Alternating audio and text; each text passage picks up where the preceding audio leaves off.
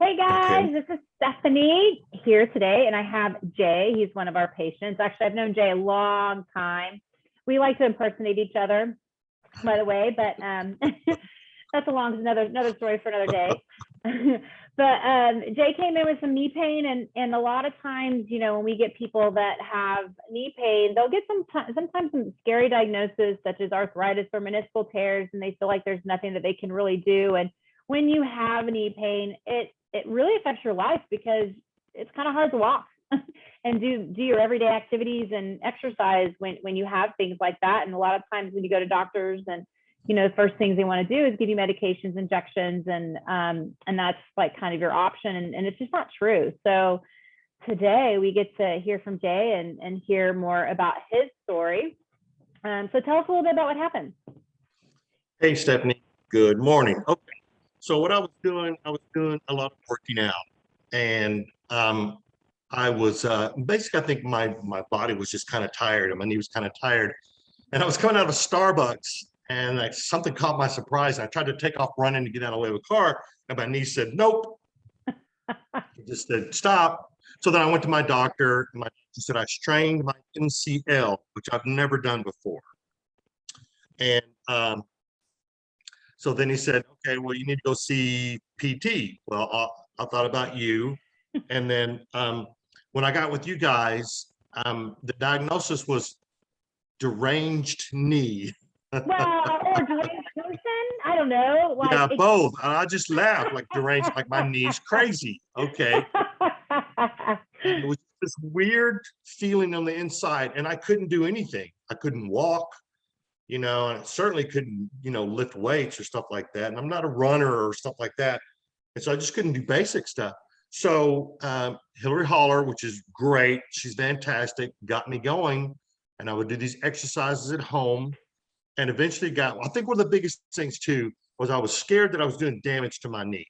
Yeah. And Hillary said after she worked with me, she goes, no, it's just, it's just a little bit of goofiness going on. I am 60 years old.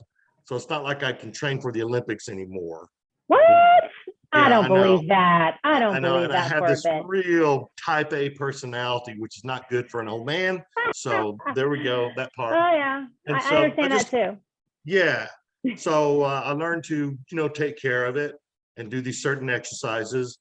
And I'm pretty much back at full speed. That's awesome. Yep. So besides feeling like you're going to hurt it, what were some of your other fears? Well, I was just thinking, okay, I do have arthritis in that knee. And I was thinking, oh crap, this is it. They're going to have to do knee replacement. And I do not want to get cut on. But my doctor and you guys said, no, that's not the case. Just chill out. I mean, again, I'm not running or trying to play sports. So it's quite manageable. To walk and exercise, and and your job, you're on your feet all the time for your constantly. job. So walking in the house, up and down stairs, there's all kinds of things going on with my job. I'm a realtor, so there you go. Well, and I know that's like your fears are like everyone else's fears. Like you all of a sudden start hurting, and the first thing you think of is, oh, I have arthritis and I'm done. Like I'm just, we go to worst case scenario. It's just like what happens. But oftentimes that's not what it is at all. And in your case, sometimes things can kind of get like displaced in the knee. And we just showed you some self-mobilizations to start like getting that moving better again. And then, general strength and exercises to get you back. And then you're back doing everything that you want to be able to do. And I do want to say this is that with PT or with you guys experts, I had no idea what was going on with my body or why things were acting the way they did. Well, about the second time I came in, we determined that my hips are out of line. Well, I would have never put those two things together. And every time I would do these hip exercises to put it back in place, I instantly get up and I feel better. Yeah. It's a hip slide and you just have to see it done. But I can do it anywhere. Yeah. I go walk over in North Park and I'll just lay down on the floor up against the wall and do a hip slide and no one ever says anything to me. They're probably afraid to. Like, what the hell is that? Oh, sorry, I didn't mean to cuss. Damn it. I knew it would come out. Well, I mean, and you know what I always tell people too is, you know, where the side of the pain is often not where the source of the problem is coming from, and there can be a lot of things going on. It can't just be one thing. There can be a knee component, but there also can be a hip component. There could be a back component. There could be a thoracic component when it comes to the knee. It's just looking and assessing it at everything to make sure, you know, everything's moving correctly, and then really teaching you what you need to do. So now you know, like, oh, I know what this is. I need to go back and do these stretches so that I can keep mobile and feeling great again.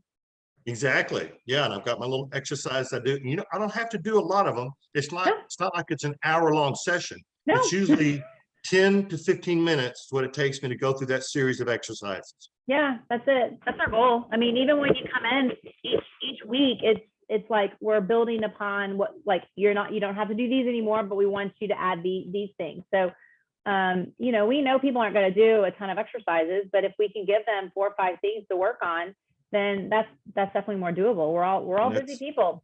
Yeah, that's what happened for me. Well, yeah, plus, you know, yeah, exactly. So what was your experience like here? Well, you people are crazy. Well, So when I come yeah, out and see you crazy, no, you're not crazy. First off, it's enjoyable to come and see everyone. Everyone has a good sense of humor. And, you know, I got kind of a big personality. So, you no. know, people know how to deal with me. Yes, I know. Surprising. I seem like a wallflower, don't I? I know. Kind of, you know, background kind of guy. And, you know, everyone just rolls with the punches. And Hillary was great. She explained everything that was going on and why we were doing what we were going to do and what this is supposed to do.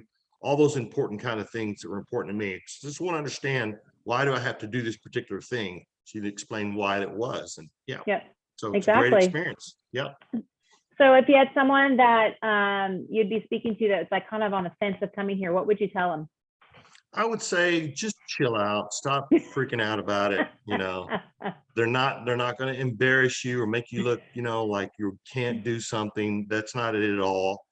And just, you know, you're going to have to go in, get past your fears and just go do it. Yeah, absolutely. Well, thank you so much for doing this. We really appreciate it. We know there's a lot of people out there that have a lot of similar fears, and this will definitely, you know, help them hearing your story. Sure, my pleasure.